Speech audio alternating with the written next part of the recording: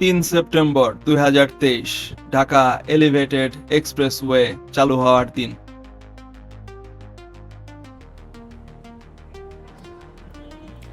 আমি আউট।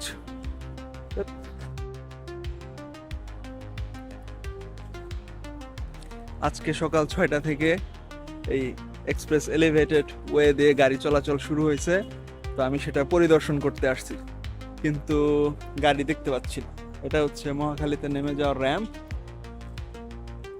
আমি একটা গাড়িও দেখতে পাচ্ছি না এখন পর্যন্ত। দেখি, আমরা কিছুক্ষণ অপেক্ষা করি। এই যে এই দিক হইতেছে মহাখালী, আর আমার এই দিক হচ্ছে কারওয়ান বাজার।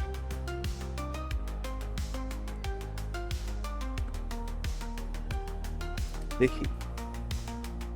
আজকে 3 সেপ্টেম্বর 2023, আজকে মাত্র সকাল 6টা থেকে এই ঢাকা এলিভেটেড এক্সপ্রেসওয়ে দিয়ে গাড়ি চলাচল শুরু হয়েছে। গতকালকে প্রধানমন্ত্রী উদ্বোধন করছে, আর আজকে থেকে সকাল 6টা থেকে গাড়ি চলাচল শুরু হয়েছে। আর এখন বাজে সকাল 8টা, এর থেকে কিছু বেশি। আমি সকালবেলায় নাস্তা খেতে বের হয়েছিলাম, তো নাস্তা খাওয়া শেষ। এখন ভাবলাম একটু দেখি এক্সপ্রেসওয়ের কি অবস্থা, এটা দিয়ে গাড়ি যাইতেছে কিনা।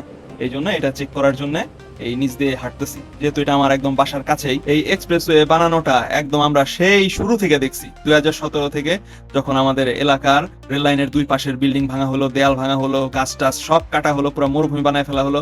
এরপর 2021-এ আইসা পিলার গাড়ার জন্য মাটি খোদা হলো। এই সব কিছু একদম সে 2017 থেকে 23 পর্যন্ত পুরোটা জার্নি আমরা দেখছি কিভাবে এই এক্সপ্রেসওয়েটা তৈরি করা হয়েছে। গতকাল সেটা উদ্বোধন হয়েছে, আজকে এটা দিয়ে গাড়ি চলতেছে। তো খুবই এক্সাইটিং একটা ব্যাপার। এই জন্য সকাল সকাল ঘুরতে বের হয়ে গেছি, দেখার জন্য যে এক্সপ্রেসওয়ে দিয়ে কি আসলে গাড়ি যাচ্ছে নাকি খামাখা উদ্বোধনের নামে একটা প্রহসন করে রাখছে।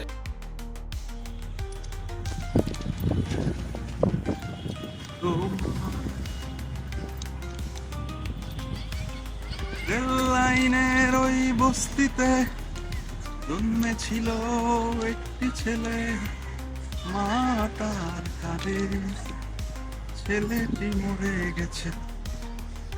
আরে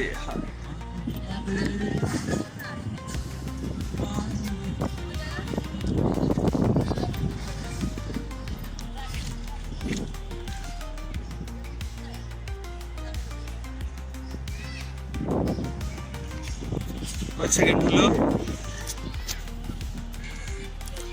রেল লাইনের ওই বস্তিতে, রেল লাইনের ওই বস্তিতে জন্মেছিল একটি ছেলে, মা তার কাঁদে, ছেলেটি ডিএলডি পরে করে হায় ইডব্লিউ ইডব্লিউ ইডব্লিউ ইডব্লিউ। আমি যেহেতু প্রায় প্রত্যেক দিনই বিকেল বেলা হাঁটতে বের হই, আর আমার বাসাটাও একদম রেল লাইনের সাথেই, তো রেল লাইন দিয়ে প্রচুর হাঁটা পড়ে। তো সেই সুবাদে এই এত বছর যাবত যত পরিবর্তন হয়েছে সবই আর কি আমি লক্ষ্য করছি, ছবি তুলছি। তো আমাদের এত বছরের সাধনার ফসল আজকে পাইতে যেতেছি, এই জন্য আমি খুবই এক্সাইটেড।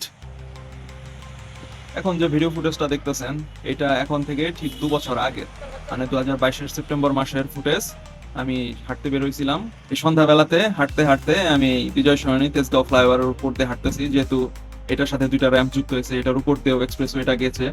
তো তখন আর কি এটার যে অবস্থা আপনারা দেখতে পারতেছেন, শুধুমাত্র গার্ডার বসানো হচ্ছে। পিলার পিলার অলরেডি বানানো প্রায় শেষ পর্যায়ে দুই পাশেই, এখন শুধু উপর দিয়ে আর কি আই গার্ডার, টি গার্ডার এগুলা বসানো হচ্ছে।